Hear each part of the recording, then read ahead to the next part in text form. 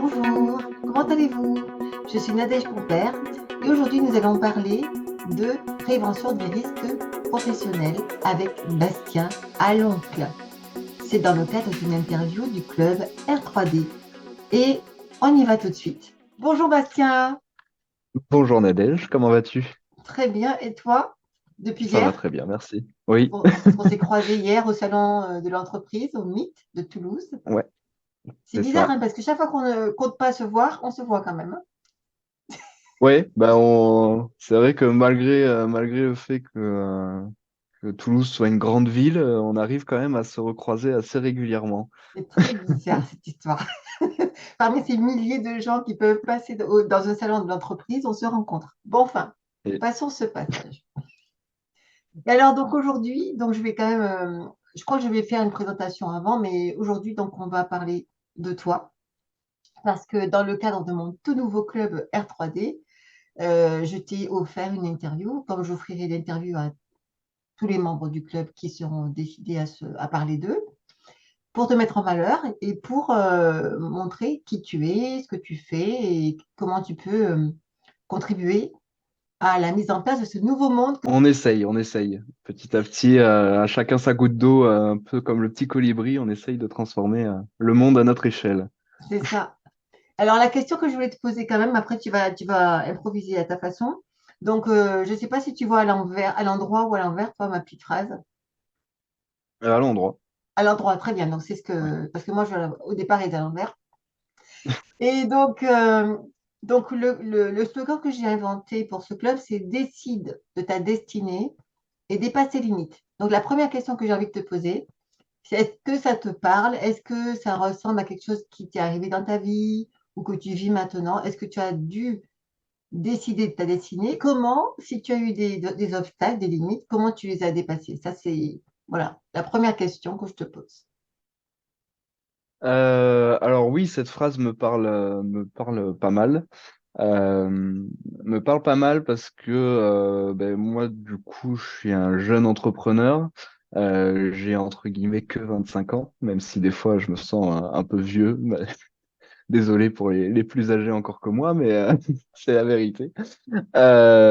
Et au-delà de ça, du coup, aujourd'hui, je suis entrepreneur parce que c'est une envie qui m'est propre et qui est née en moi vraiment à partir du lycée, d'avoir envie d'être mon propre patron, d'avoir envie de gérer mon entreprise.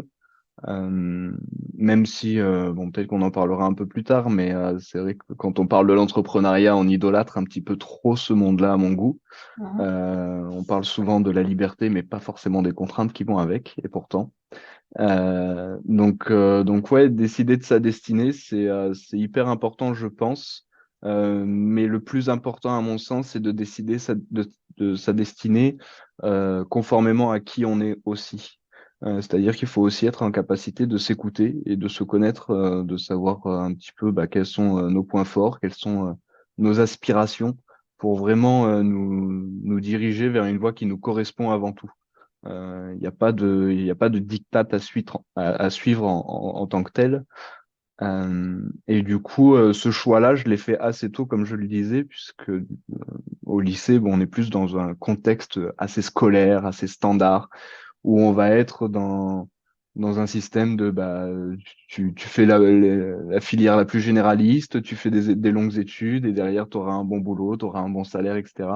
Bon, la vérité, c'est que la réalité de la vie fait que c'est beaucoup plus complexe que ça. Mhm. Et du coup, ce choix d'entrepreneuriat, je l'ai un peu porté tout au long de mon cursus. J'ai quand même réalisé un bac+5, donc des études estimées comme longues, bien qu'il y en ait des bien plus longues. Je pense notamment à nos chers médecins et notamment dans le médical, c'est là où c'est le plus connu, mais les doctorats concernent Ouais. toutes les filières évidemment. Et c'est vrai que bah, du coup, je l'ai un peu porté en bagage. Je suis sorti d'école d'ingénieur, j'ai fait une expérience professionnelle, puisque on me disait régulièrement, y compris mes proches, bah, en fait, lance pas ta boîte directement après l'école parce que t'as pas d'expérience, tu vas pas être crédible. Vaut mieux que tu lances ta boîte après une première expérience d'au moins 5 ans. Bon, au final, cette expérience-là, par la force des choses, a duré que 1 an et demi.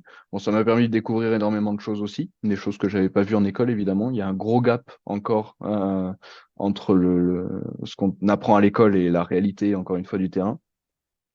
Et du coup, le lancement dans l'entrepreneuriat, ça a été non seulement un choix de destinée que j'ai pu faire plus tôt, mais ça a été aussi, pour reprendre le dépasse tes limites, ça a été aussi ça. Avant tout, pour moi, l'entrepreneuriat, c'est une volonté de satisfaire, d'une part, mon esprit de curiosité, et d'autre part, de satisfaire cette envie de dire, OK, bon, aujourd'hui, j'en suis ici, ma zone de confort est délimitée dans ce cadre-là. Je sais qu'il n'y a pas que ça qui existe et j'ai envie d'aller découvrir autre chose. Et c'est pas facile, même si on en a l'envie, en fait, qu'on en ait l'envie ou pas, sortir de sa zone de confort est une chose extrêmement complexe et qui peut chambouler et qui peut être très dur à traverser et à passer, quoi. Mais je t'arrête un petit peu quand même parce que moi, je sais ce que tu fais, mais tu l'as toujours pas dit. Non, c'est vrai. Quelle destinée as-tu choisi C'est vrai, actuellement? c'est vrai. À quel point de ta destinée tu es là, actuellement? Alors j'ai quand même, malgré ce choix un petit peu de passer sur l'entrepreneuriat un peu plus tôt qu'on ne me le disait de le faire. J'ai quand même choisi de m'intégrer dans des compétences que j'avais parce que c'est, à mon sens, essentiel de se rappeler encore une fois qui on est et ce qu'on vaut aussi quelque part. Donc aujourd'hui, j'ai fait un diplôme d'ingénieur en qualité, hygiène, sécurité, environnement. Et donc, je me suis un petit peu naturellement dirigé vers de la prévention des risques professionnels. Donc aujourd'hui, je suis consultant, j'accompagne les TPE-PME sur tout le territoire occitan Mhm. dans leur démarche de prévention, puisqu'il y a énormément de TPE-PME en fait qui n'ont pas les documents de prévention, qui n'ont pas les connaissances et c'est pas leur rôle en fait de savoir. Le problème du chef d'entreprise, c'est qu'il doit tout savoir, sauf qu'il reste humain, donc c'est pas possible. Mhm. Et l'idée, c'est vraiment de l'accompagner sur ces thématiques-là et de l'accompagner d'un point de vue réglementaire d'une part, et d'autre part d'un point de vue de ses salariés aussi, pour les accompagner sur les conditions de vie de travail, enfin les conditions de travail, la qualité de vie au travail et tout ce qui va tourner autour des risques professionnels et de la santé des salariés. Alors là, j'ai une question parce que tu sais, je connais pas grand-chose à certaines choses, mais je vois pas le lien entre ingénieur et qualité de vie au travail. Tu vois? Je serai Alors, l'idiote peut-être. non, tu as raison de la poser parce que c'est vrai elle est presque trop peu posée, je trouve, cette question, puisque je me la suis moi-même posée en intégrant l'école, les ZEP pour la citer. En intégrant l'école, je me suis moi-même posé mais pourquoi du coup c'est une école d'ingénieur? Et en fait, quand on réfléchit, c'est vrai que ingénieur, quand on le dit de manière culturelle, on pense plus à tout ce qui va être système mécanique, système informatique, etc. Vraiment de l'ingénierie productique, un petit peu, productiviste. Mhm. Et en fait, pour moi, alors chacun y verra un petit peu sa définition de l'ingénieur, mais c'est vrai que pour moi, de manière plus globale, un ingénieur, c'est quelqu'un qui va avoir un bagage de connaissances techniques, donc que ce soit de la technique mécanique, aéronautique, informatique, ou de management, Ah oui. qui va avoir donc une base de connaissances. En face, il va avoir des problématiques, que ce soit dans une seule entreprise ou en consulting comme je le fais dans différentes entreprises. Et le rôle de l'ingénieur, ça va être un peu de se creuser les méninges pour se dire, OK, bon, j'ai des connaissances qui ne sont pas forcément pratiques pour la problématique, pour l'entreprise qui la vit. Donc, comment je fais aujourd'hui pour utiliser ces connaissances et les adapter à la réalité des choses? L'ingénieur, c'est un peu le point de connexion, en fait, entre la théorie et la pratique. D'accord. Donc ça, pour moi, c'est valable vraiment sur tous les sujets d'ingénierie, que ce soit technique ou organisationnel ou de management. Et donc c'est pour ça que l'ingénierie dans la prévention des risques ou dans la qualité, l'hygiène, la sécurité et l'environnement, pour moi, c'est valable également, puisque notamment ce que j'ai beaucoup vu en école, c'est tout ce qui va tourner autour des référentiels ISO. Pour ceux qui connaissent, tant mieux. Pour ceux qui connaissent pas, les référentiels ISO, c'est vraiment des papiers, des papiers qui... Non, mais c'est vrai. C'est fondamentalement de l'administratif qui va expliquer, ben, OK, vous avez une organisation, on va définir en fait un système qui est performant et qui va s'améliorer notamment en continu pour atteindre des objectifs. Donc, on va vous expliquer un peu pas à pas comment il faut que vous vous organisiez pour atteindre un système qui correspond aux attentes du papier. D'accord. Euh, c'est un petit peu ça. Si je Oui, le fais oui, je vois, je vois. si- Enfin, je pense que certaines, enfin, il y a des normes, il y a un objectif, il y a beaucoup de cases à cocher. c'est ça. Et Si comment je cocher l'applique les à la cases? prévention des risques, en fait, on va avoir tout un système de dire, bah, OK, ce qu'on veut, c'est de l'amélioration continue. Et du coup, on va vous dire, bah, faut faire des documents déjà pour prouver que la direction est bien engagée dans sa démarche de prévention. On va demander des documents pour prouver que l'entreprise évalue bien les risques. On va demander des documents pour prouver qu'elle planifie bien sa prévention. On va vous demander des documents pour prouver qu'elle est bien organisée et que tous ces documents sont bien mis à la connaissance des salariés pour que tout le monde dans l'entreprise soit bien conscient des démarches qui sont en œuvre. Enfin, on va vous demander, grosso modo, beaucoup de documents pour, à chaque stade du système, prouver que ce système est mis en œuvre et pour permettre aussi à l'entreprise de vérifier la performance à chaque étape du système. C'est très bien, ça fonctionne très bien notamment pour des grosses structures. Mais par contre, la TPE qui vient d'embaucher son premier salarié ou qui a 5 salariés, bah, d'une part, bon, la prévention des risques, c'est clairement pas sa priorité. Hmm. Et d'autre part, elle en a rien à faire, quoi. Enfin, non, mais c'est vraiment ça, quoi. Concrètement, c'est vraiment, ben, moi, j'ai pas besoin de documents, en fait. Je vois mon entreprise, mes 5 salariés, je les vois tous les jours. Donc, s'ils ont quelque chose à me dire, ils me le disent. Mais comment ça se passe alors? Comment tu travailles avec eux? Comment ils viennent à Donc, toi? Comment tu vas à eux? Enfin, je veux dire, comment ils savent à un moment donné qu'ils ont besoin de toi? bah, en fait, l'idée, c'est vraiment, généralement, ils le savent pas. J'ai pris l'habitude de dire maintenant que sur le marché de la prévention des risques, notamment quand on s'adresse aux TPE-PME, il y a énormément de besoins, mais il y a très peu de demandes. C'est-à-dire que mes cibles, pour parler un peu marketing et Bien prospection, sûr. les entreprises que je veux aller voir, c'est vraiment des entreprises, généralement, qui vont pas être au courant de ce qu'il faut faire, d'une part, d'un point de vue réglementaire pur. Donc ça va plus être ma porte d'entrée pour m'adresser à eux. Euh, et d'autre part, ils vont pas être, oui, dans une démarche de, ben, oui, c'est important, oui, il faut le faire et j'en ai conscience. Et j'ai conscience que c'est un vrai, véritable besoin pour mon entreprise. Parce que s'il y a la réglementation, c'est quand même qu'il y a un besoin derrière. On a beau dire qu'en France, il y a beaucoup de réglementation, ce qui est pas totalement faux non plus. Mais la réglementation n'est toujours d'une problématique.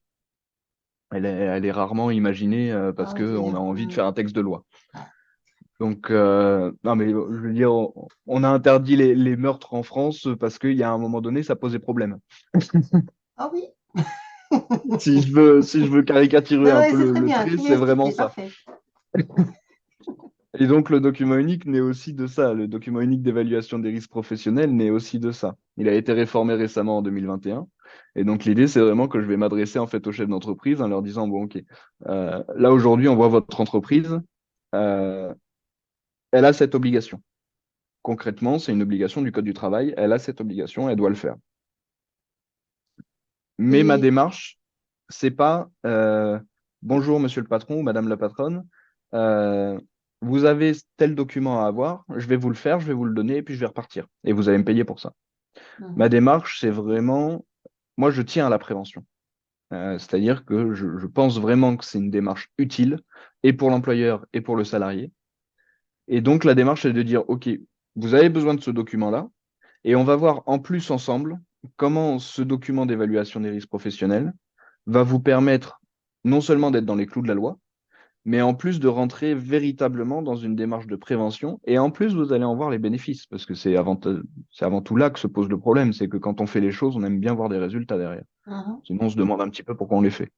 D'accord. Donc voilà un petit peu comment je m'adresse Et aux entreprises. question, question bête aussi. Donc, qu'est-ce qui se passe si les personnes ne le font pas? Est-ce qu'ils ont Euh, s'ils ont des risques légaux ou est-ce qu'ils peuvent avoir oui, Oui, d'accord. oui, oui. Alors, sur le document unique, il y a déjà un risque d'amende. J'ai plus les chiffres exactement en tête, mais Mhm, il y a un risque d'amende sur de plusieurs milliers d'euros quand même. Pour une TPE, ça peut coûter assez cher, mhm, sur le mhm. fait de l'avoir ou pas. D'accord. Ne serait-ce que de l'avoir ou pas. Ça, c'est à peu près quand ça se passe bien, quand il n'y a pas d'accident du travail, notamment des accidents du travail mortels, Mhm, quand tout se passe bien. d'accord. Donc tout se passe bien, c'est sympa, sauf que, sauf que des fois, bah, il y a des inspections, des visites de l'inspection du travail. Bon, l'inspection du travail, elle dit oui, vous n'avez pas le document unique. Elle demande à faire le document unique. Elle va revérifier derrière s'il a été fait ou pas. Ça, encore une fois, on est un peu dans le cadre de ça se passe bien. C'est l'inspection du travail, certes, ça fait un peu peur, mais grosso modo, il n'y a pas eu de mort, il n'y a pas eu de blessés, et bon, tout s'est à peu près bien placé. Par contre, quand on commence à avoir des accidents du travail, là, c'est pas la même chose. Parce que pour prendre le cas le plus grave, donc l'accident du travail mortel, ou même un cas intermédiaire, entre guillemets, il y a différents stades. Il y a l'accident du Mhm, travail sans arrêt de travail. Donc, c'est quelqu'un voilà, qui s'est fait mal, mais ça l'empêche pas de travailler. d'accord. Il y a l'arrêt de travail Il y a l'accident du travail, pardon, avec arrêt de travail. Donc là, il s'est fait mal et en plus, ça stoppe sa production. Il n'y a plus personne qui produit, qui fait son travail sur son poste de travail. Donc là, ça handicape en plus d'un point de vue production l'entreprise. Complètement déjà. Mhm, Il y a un autre stade, c'est l'accident du travail avec incapacité permanente supérieure à 10%. Grosso modo, qu'est-ce que ça veut dire? Ça veut dire que pour quelconque raison, on a eu un accident du travail. Et à la suite de cet accident du travail, même quand on revient au travail, on n'est plus capable de faire notre travail d'origine parce qu'on a développé des incapacités qui sont bon, chiffrées par ceux qui sont compétents. Moi, je ne le suis ouais. pas. Mais du coup, chiffrées en tant que supérieur à 10% des capacités de base. C'est-à-dire que, par exemple, si En gros, il est un peu handicapé, quoi. C'est pas un ça? peu, voire beaucoup, un Oui, peu, voire hein. beaucoup, totalement. Je sais pas, dans une série, quelqu'un qui va se couper le bras ou des choses comme ça. Ça n'arrive Donc pas là, on souvent, commence à... j'espère. Ça arrive, Ça ça, dans arrive. les séries, qu'on se coupe le Euh, bras? Ça peut arriver, oui. Ils ont Ça des peut bras qui arriver. ressemblent à des morceaux de bois ou quoi? Non, mais en manipulant, bon après, enfin, Je les plaisante, mais je grosses, plaisante pour n'importe quoi, moi, vous savez, ne vous inquiétez pas. ça dépend de la taille. Non, mais vaut mieux en plaisanter, hein. Ça passe mieux aussi pour le cerveau. C'est aussi des mécanismes de protection. Des fois, ça fait du C'est bien. ça. Euh, mais oui, oui, ça peut arriver. Enfin, il y a des métiers qui sont extrêmement dangereux. Euh, et en fait, du coup, là, on va passer c'est ce que j'appelle le cas modéré, puisque enfin le cas intermédiaire, puisque du coup, c'est le cas entre l'accident du travail sans incapacité, avec arrêt de travail mais sans incapacité, et le cas de l'accident du travail mortel. Donc là, on sait tout ce que ça veut dire. Là, l'incapacité, elle est largement supérieure à 10% puisqu'elle est à 100%. Mais toi Donc aussi, t'as de clairement, on peut l'humour plus. noir. Ah oui, oui, bah oui. Ouais, comme je disais, quand on voit certaines choses, Bah, pareil, moi le j'étais dans prendre un métier avec médical de l'humour. ou paramédical, voilà, on Oui, développe l'humour à force. Sinon, c'est ça. Donc vraiment, voilà. Donc pour le cas intermédiaire, ça peut coûter très cher à l'entreprise. Ça peut coûter jusqu'à plusieurs dizaines de milliers d'euros ouais. au total. Donc c'est-à-dire entre les indemnités versées aux salariés et à sa famille, notamment en cas de mort, puisque c'est pas le Mhm. salarié qui va toucher l'argent.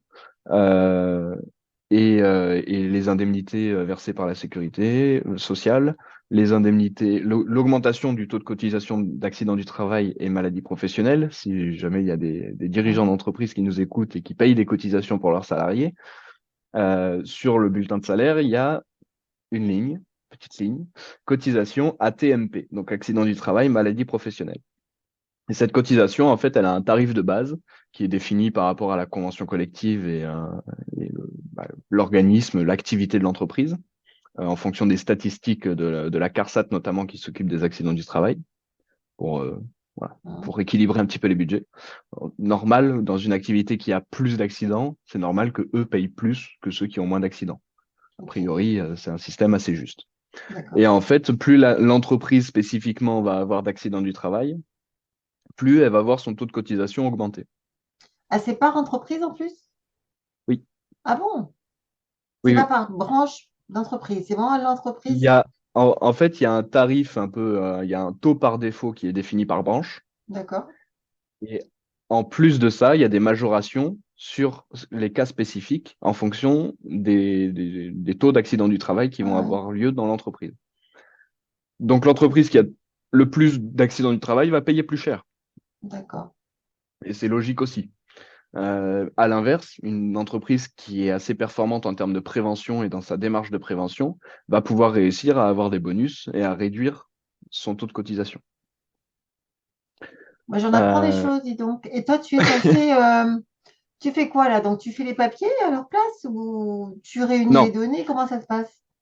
non, moi je m'occupe, alors je peux réunir les données dans le sens où, au-delà du document unique, moi j'accompagne mes clients dans une démarche plus systémique. Dans un entre-deux, c'est l'ingénierie dont je parlais tout à l'heure, c'est un peu l'entre-deux entre le système complexe de l'ISO 45001 et le document unique qui est un peu, entre guillemets, simplé, même s'il est déjà assez complexe.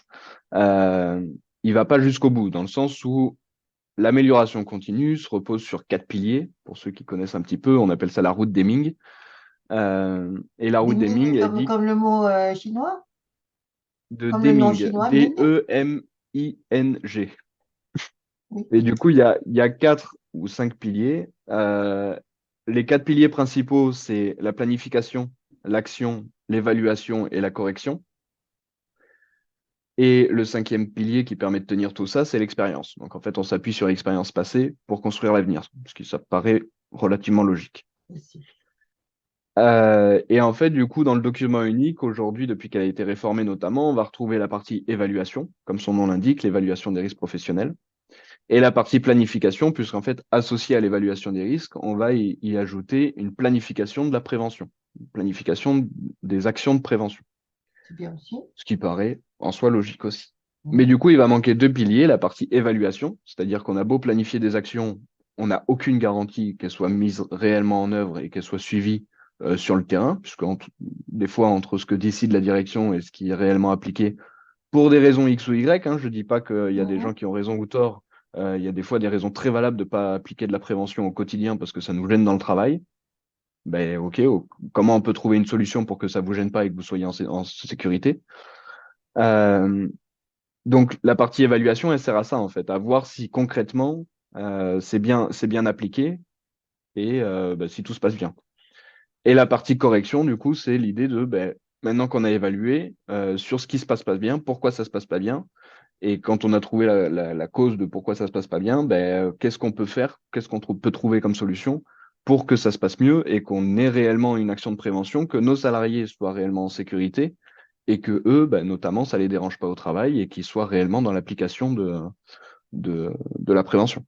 D'accord. Donc ça, c'est un accompagnement que je fais.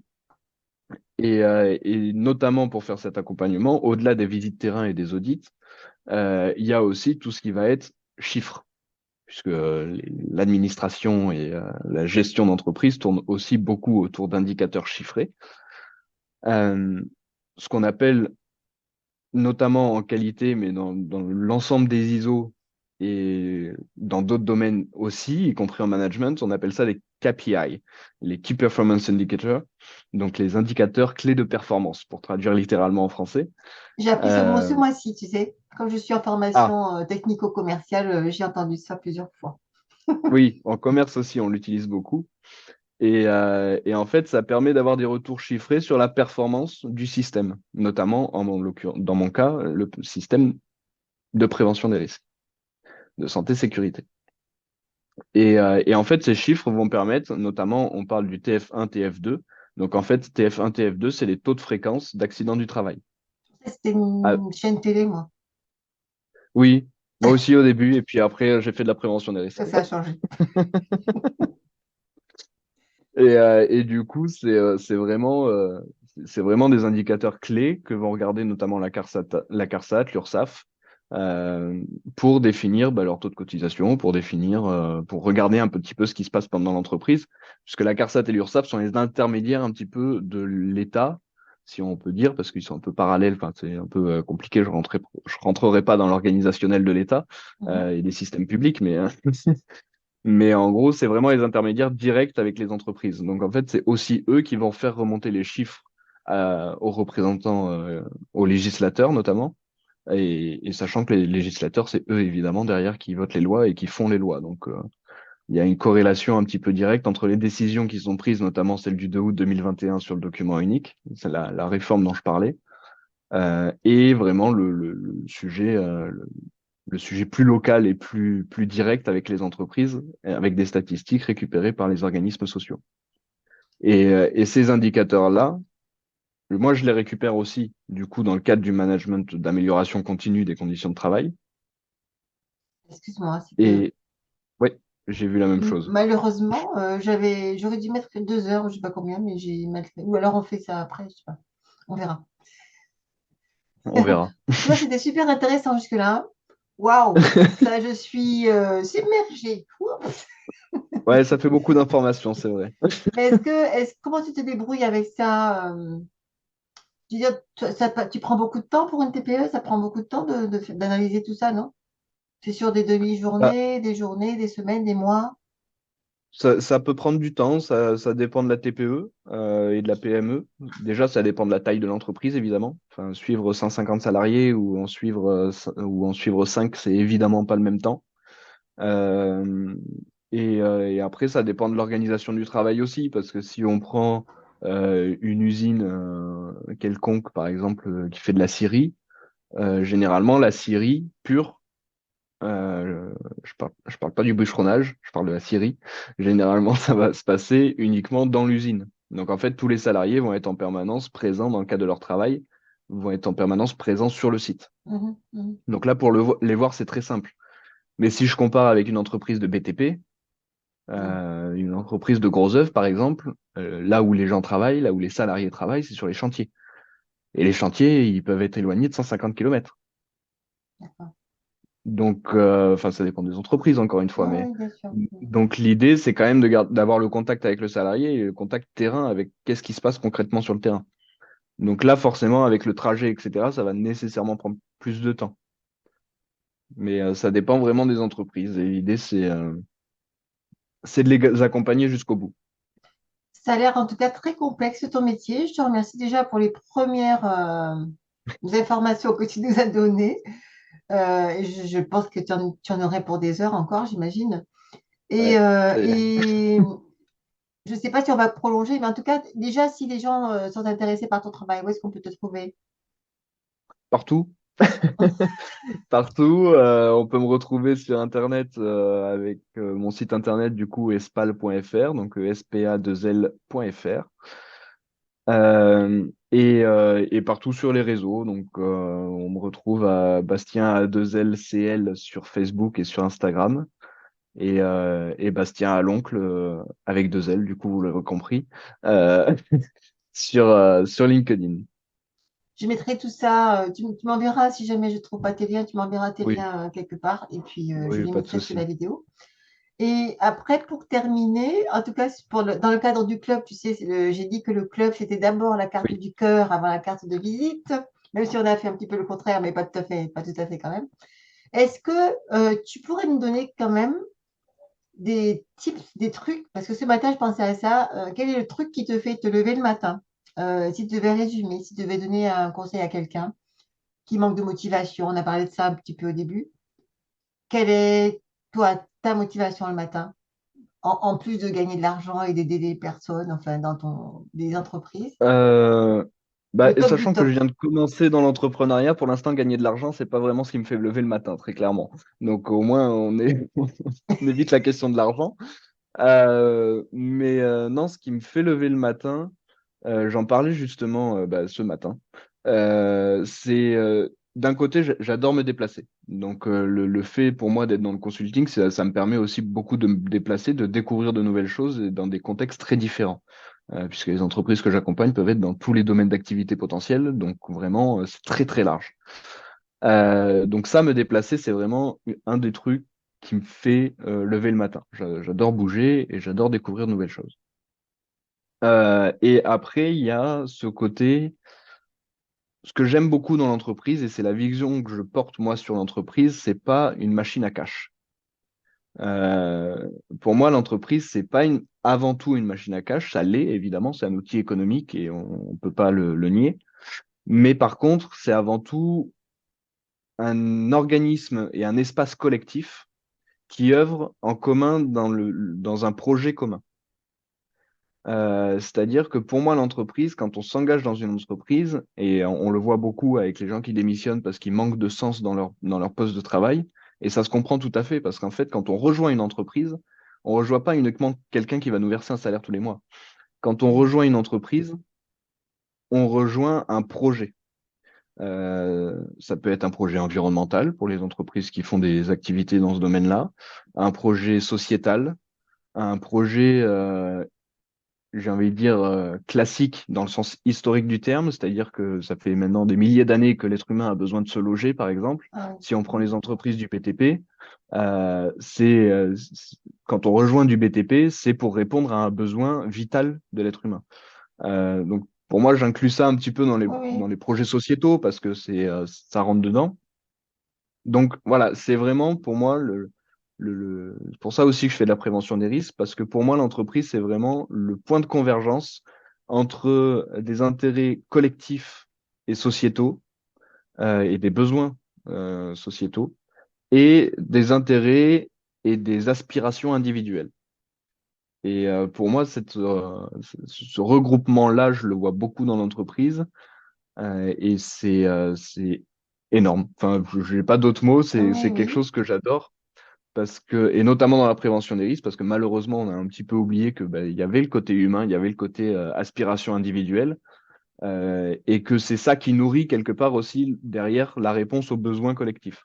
Mm. Donc, quand on fait pas de prévention et que on n'est pas dans la prise de conscience des enjeux de santé physique et mentale des salariés, ça veut dire qu'on est capable de mettre un cap- capital humain à risque, c'est-à-dire qu'on est capable de dire non, mais en fait, vos aspirations personnelles, moi, j'en ai rien à foutre, pour parler crûment. Oui, oui, mais c'est ce qu'on faisait Euh, avant. On le fait de moins c'est en moins ça. maintenant, ça. Enfin, Oui, oui, oui, je pense que heureusement. c'est de moins en moins, c'est de Il y plus en a, plus clair qu'il faut s'occuper des oui, ressources humaines. il y a encore beaucoup de boulot Mm. dans pas mal d'entreprises, mais c'est vrai qu'on a eu un gros tournant, notamment après la pandémie. On a eu un grand tournant de gens bah, qui se sont posés 5 minutes quand même dans leur vie, qui se sont dit, mais attends, mais je fais quoi là? Mm. Et ça, c'est essentiel. Ça, c'est essentiel parce que on retrouve un petit peu la. Ok, on va se poser 5 minutes et quel est notre projet? C'est Quelle est ça. notre vision des choses Mm. et vers où on va? Super. Ben, ça a l'air passionnant ton métier. Moi, je ne le ferai pas. Mais je ferai pas le tien non plus, t'inquiète pas.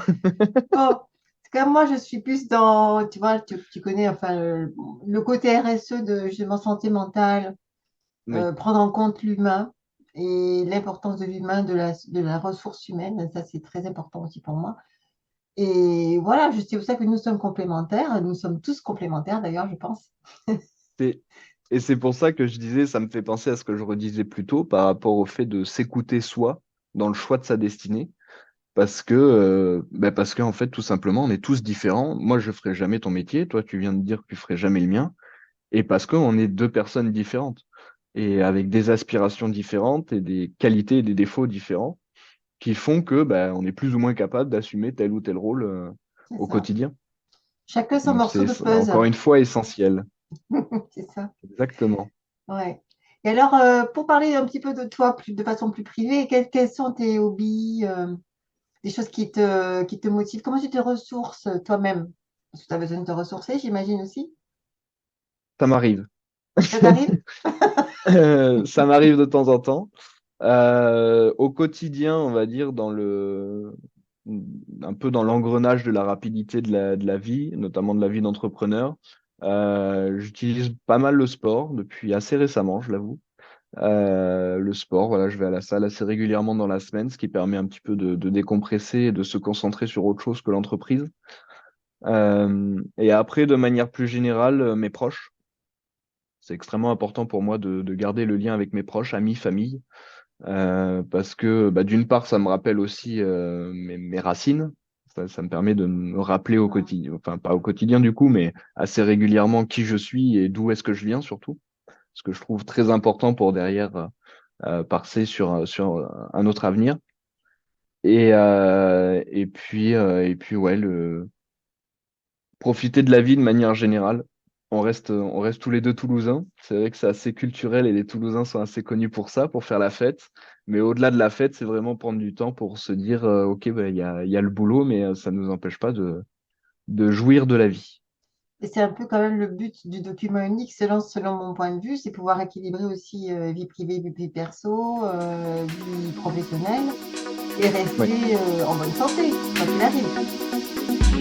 Alors oui, donc malheureusement, nous allons devoir nous arrêter, même si ce moment était magnifique, formidable, très intéressant, très instructif.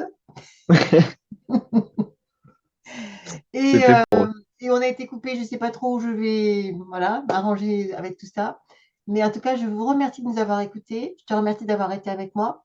Est-ce que tu as envie de dire quelque chose pour terminer la journée comme tu veux? Bah, déjà, merci à toi de m'avoir invité. On va commencer par ça. Merci en effet de nous avoir écoutés. Et non, je dirais juste ce que j'ai pu déjà dire plus tôt, mais je pense vraiment que c'est fondamental de rester à l'écoute de soi-même. Donc restez à l'écoute de vous-même et vous verrez en fait les choix découlent d'eux-mêmes quelque part. Ils sont pas toujours faciles, hein, par contre. Je dis pas que c'est nécessairement des bons choix et des choix. Je prône pas le happiness forever et en permanence. C'est pas du tout l'idée. Je suis pas sûr que ça soit existant en tant que tel, mais Sur euh, Terre, peut-être pas. Mais je ne sais pas. pardon? Sur Terre, peut-être pas, mais tant qu'on ne l'a pas vu, on ne peut pas savoir non plus. Oui, oui, non, mais pour le coup, je reste sur Terre. Euh, mais c'est vrai que dans notre vie quotidienne, voilà, il y a des hauts, il y a des bas et c'est normal. Mais par contre, tant qu'on reste à l'écoute de nous-mêmes, je pars du principe que même dans les bas les plus profonds, on arrive à rester sur la bonne pente. Même si elle est descendante, ça reste une bonne pente. Il faut de temps en temps redescendre pour mieux remonter. C'est ça. C'est Quand on arrive au bout, on peut que remonter, non? On n'est pas mort, en tout oui, cas. oui, il y a ça et c'est vrai que en le disant, en fait, je m'agace tout seul. Parce que, non, mais dans le sens où on entend beaucoup dire ça, on entend beaucoup de gens dire ça, et on a l'impression, en fait, que à force de les écouter, que c'est quelque chose de facile, que c'est normal, Mm. que quelque part, un peu, on est comme une... Et on est qu'on n'arrive pas alors que tout le monde nous dit ça et que ça paraît si Mm. facile pour eux. C'est pas facile, hein. Faut pas se leurrer, c'est pas quelque chose de facile, surtout quand on n'a pas le mécanisme en place. Ça prend énormément de temps de se changer, de changer ses mécanismes cérébraux et ses réflexes de réflexion. Donc il s'agit pas uniquement de le dire pour le dire et de dire bah si vous y arrivez pas, vous allez jamais y arriver. C'est pas du tout l'idée et faut pas du tout se sentir comme ça non plus parce que Comment tu c'est hyper. parles? Désolé, mais tu me connais maintenant. C'est vrai que bon, je parle assez franchement. Je te cache, hein. Bon, continue, continue. Je suis un peu brut de décoffrage, c'est vrai, pardon. Mais non, mais c'est important parce que c'est vrai que ben, quand on est sur la pente descendante, justement, qu'on évoquait, ou quasiment à la fin de cette pente, et qu'on n'a pas encore démarré le recommencement vers le haut, et je parle bien de recommencement, ce mot a aussi une importance.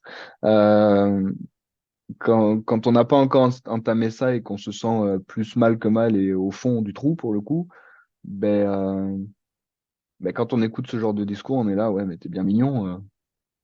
Et moi, au quotidien, je souffre. Au quotidien, c'est et c'est vrai, et j'en doute pas. Mais, euh, mais écoutez-vous. Écoutez-vous, ça sera peut-être encore un petit moment. Mais si vous vous écoutez, c'est pas que vous allez être fier d'être dans, mais c'est un peu ça l'idée, c'est-à-dire qu'il n'y a pas de regret. Quand on s'écoute, il n'y a pas de regret. C'est en mode, bah, ouais, ça s'est pas bien passé, mais je le sentais comme ça à ce moment-là. J'ai sauté, bah, je me suis gouré. Tant pis, tant pis. Bon. Je crois que tu parles d'expérience. Ah, un petit peu. Mais moi aussi, je me rappelle quand, tu sais que parfois, quand on est dans vraiment mal, on voit les autres sourire, rigoler et tout, on se dit, mais est-ce que je suis vraiment la mauvaise élève du groupe?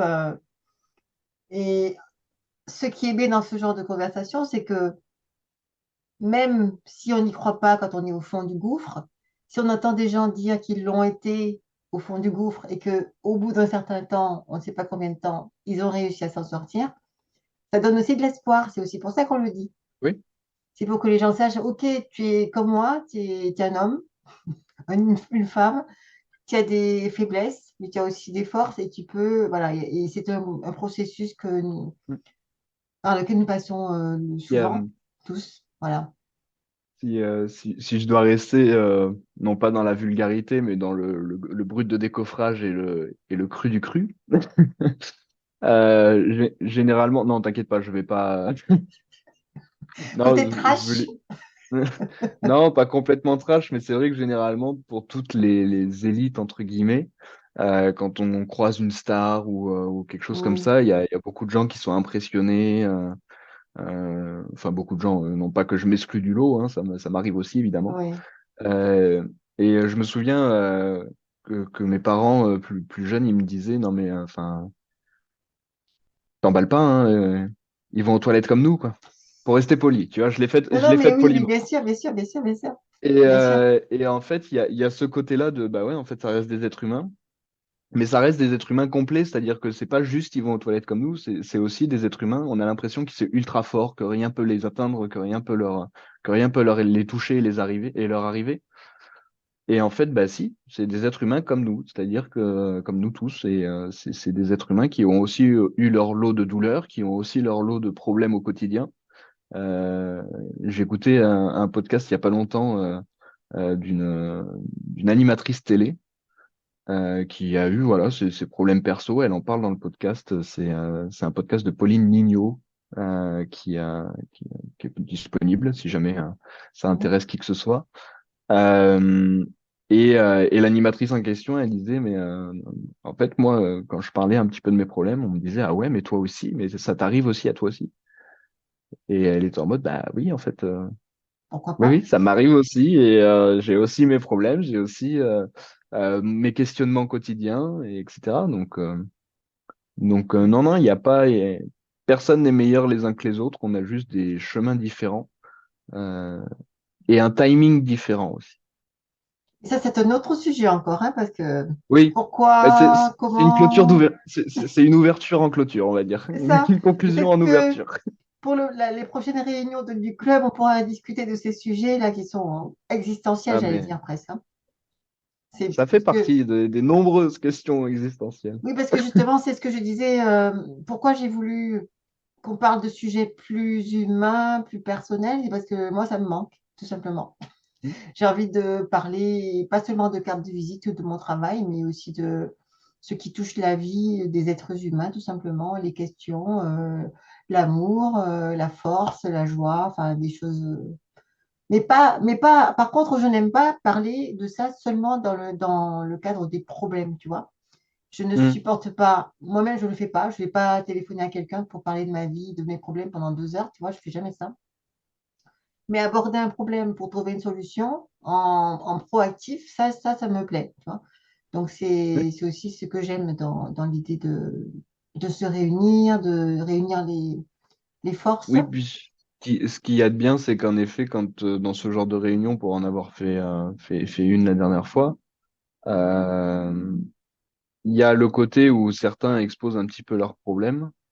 Il y a la recherche de solutions proactives que tu viens de citer, et il y a aussi un autre aspect que j'apprécie beaucoup, c'est aussi les gens qui ont pu passer par une étape similaire en fait dans leur vie et qui aujourd'hui sont très bien. Mhm. Et du coup, ça t'aide à te dire, ben, en fait, il y a une sortie positive au moment négatif que je suis en train de traverser. Et ça, c'est ce que tu Et, disais. euh, Ça et ça, donne, c'est essentiel, c'est important. ça donne des perspectives, de l'espoir quand on n'en a plus. Ouais, alors je préfère le mot perspective que espoir. D'accord? Que des fois, l'espoir, enfin, j'ai l'impression qu'il y a aussi un sentiment de on va se cacher derrière l'espoir. Voilà, j'espère que. Hmm. Oui, mais toi, est-ce que tu es proactif dans la démarche aussi? Parce que espérer, c'est bien, mais tu peux pas juste espérer que ça te tombe dessus. Oui, je vois ce que tu veux Ça dire, marche pas. d'accord. Alors que les Encore une fois, je te perspectives, dis, je sais que j'adore les mots, hein. Et d'ailleurs, oui, oui, je connais pas tous les mots quand même, mais dans le Larousse, il y a plus d'une seule définition, hein. oui, Il y a une définition qui veut dire joie, je crois, tu vois, par exemple. Et donc, espoir, c'est vrai que ça dépend de comment on l'a vécu, comment on a la définition en tête. Mais c'est vrai que c'est sûr que moi, tu vois, mon prénom veut dire espoir.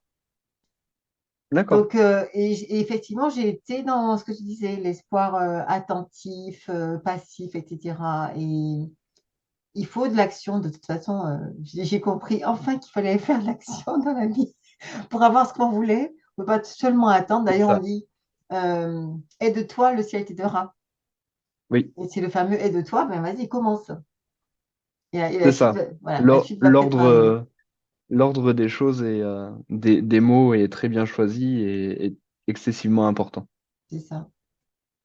Bon, en tout cas, je sais qu'on pourrait passer des heures à parler encore. Oui, oui, on en aurait pour la nuit, je crois. Il faudrait qu'on se le fasse avec un verre de vin, puisque tu aimes le cru.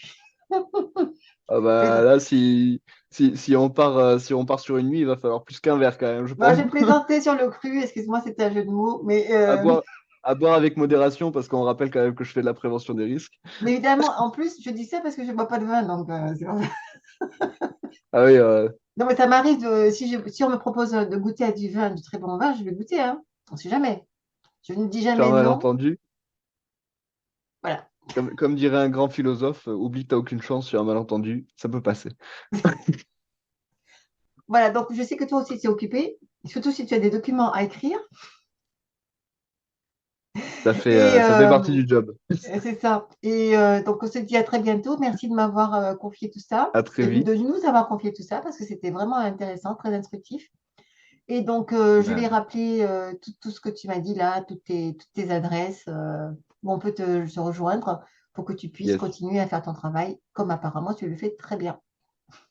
j'espère. Et merci, à très bientôt. Ben, on se verra même si on ne prend pas de rendez-vous, apparemment. Oui, non, on sait qu'on va se revoir. À très vite. Merci, bonsoir. Bye. Ciao. Voilà, c'était notre petite interview avec Bastien. Et si ça vous intéresse, n'hésitez pas à me contacter via mon site internet nadègecampère.com ou moi aussi sur les réseaux sociaux, LinkedIn ou Facebook. On me trouve facilement en tapant mon nom et mon prénom. Merci et à très bientôt.